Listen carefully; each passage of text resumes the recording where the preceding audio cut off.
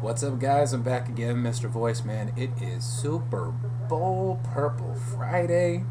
We had some mad, crazy good times at work today. Everyone's showing the pride, balloons, umbrellas, pom-poms, footballs. I mean, it was a great time today. So now that we've all been able to enjoy it, we're all off work and we're just, unwinding and getting ready for our big plans on Sunday. I figure it's about high time I give you something to watch until then, and I tell you what's got to happen for either our boys to win or for Pittsburgh to no longer be able to brag they're the only team that we have 6 rings. Kaepernick. That's it. The kid is electric. It's only his 10th professional start in the NFL, but you can't deny what the kid does. He's got a little bit of a long delivery, but he fires. Roger Clemens can't outthrow this guy. He throws lasers down the field. He's not as powerful as Flacco, but he does have the ability. And the thing he really likes to beat you with, though, are his legs, a la RG3, which, as we saw against the Redskins, was half the reason of our downfall, until Haloti came across there and put that big old chin scrap right across RG3's knee and bent it back the other way. So, I don't wish injury on anybody, but there is a risk with running this pistol read option, as they like to call it. And so, of course, how does one stop it? Well, plain and simple, it's all about assignment football. Everyone, as you've seen in some of these playoff games, given our defense has been on the field an exorbitant amount of time, you notice it's on a consistent basis, the team tends to over-pursue. Now, granted, against people like Brady and Peyton, that's okay because you can generally catch them. Kaepernick's got Michael Vick-type speed and AP-type cutback ability. The kid is scary. So this is definitely a time when we need to play assignment football and not try to make things happen because we run the risk of missing tackles, which we've been known to do from time to time. Now, if Upshaw... not so much Kruger, because he's our own rusher, but if Upshaw and more than likely McClellan are able to set the edge, throw Suggs in there as well, that takes away a lot of the angles and sweeps that this read option likes to go out, and it forces Kaepernick to have to try to dissect us through the air. Secondary has been playing pretty lights out as long as they don't get twisted up like they did against New England, Corey Graham and Chalky Brown. So that's the big key. You stay on your man, you stick to your man, and do not get caught napping, otherwise this offense has got the ability to beat you. Vernon Davis going to be the big X factor. Linebackers on this team don't seem to have that ability to cover, and you like to keep Bernard Pollard up there to help in run defense, and you don't want him covering too much. Otherwise there is bound to be a soft spot in that zone that Frank Gore and LaMichael James will be able to absolutely exploit. So, number 1, set the edge. Number 2, man defense and man assignments. Play that, it goes right to us.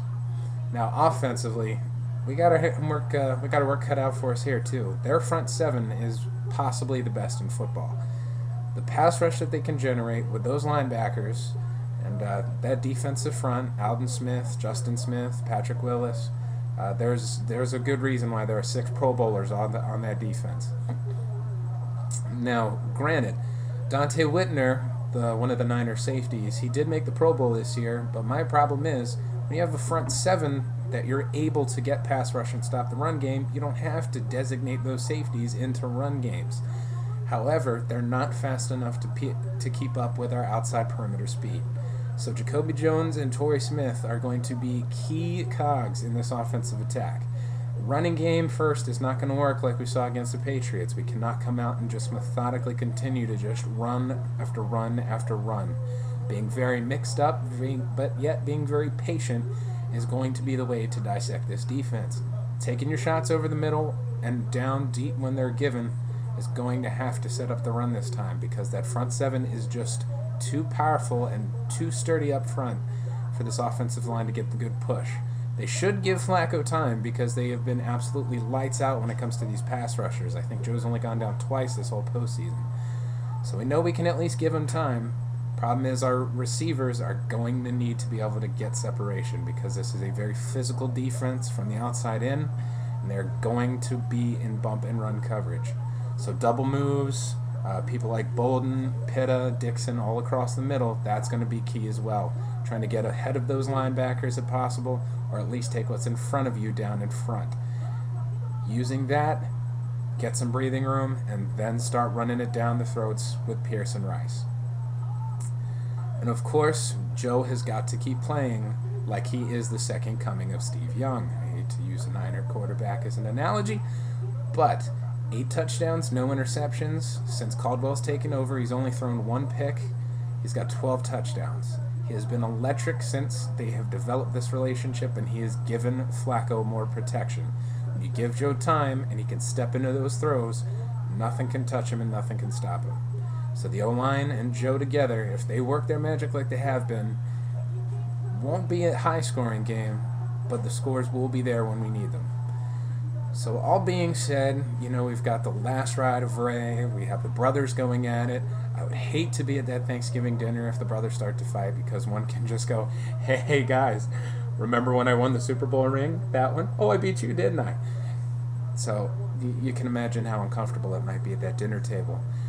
But all stories aside, this is going to be an absolutely amazing football game. It's going to come down to the wire. These are 2 physical teams, high-powered offenses, big playability, and it's going to come down to, in the end, plain and simple, who goes out and takes it. And I sound like a homer, I know, but I've got to give the edge to our boys in purple and black for this one. The magic and mystique and the aura around this team since Ray came out and made the announcement has been absolutely nothing short of just spectacular football. The way they just manhandled the Colts, the way they stuck with Peyton and they were able to beat them in overtime, the way they absolutely made Brady look foolish in the second half of that game. This is a team, I'm not going to go to destiny, but this is a team that wants it and wants it more in my eyes. And even if it comes down to a last-minute field goal, Justin Tucker has been lights out compared to David Akers this season, so that definitely bodes well for us also. But score prediction, I see our boys in purple and black bringing Lombardi back to Russell Street with a final score of 24-21. I hope it's not that close for the sake of my heart and my blood pressure, but we'll get to that one another time. That being said, guys, I hope you all stay safe. If you're going to drink and pound them responsibly, and always make sure you got someone there to take the keys from you. But stay comfortable, scream loud, scream hard. We are one nation, and we are here to watch our boys and cheer them any way we can. So purple and black attack, Baltimore and Pasadena, we're here for you. This is Mr. Voice Man saying, it's Super Bowl, baby, and our boys are in.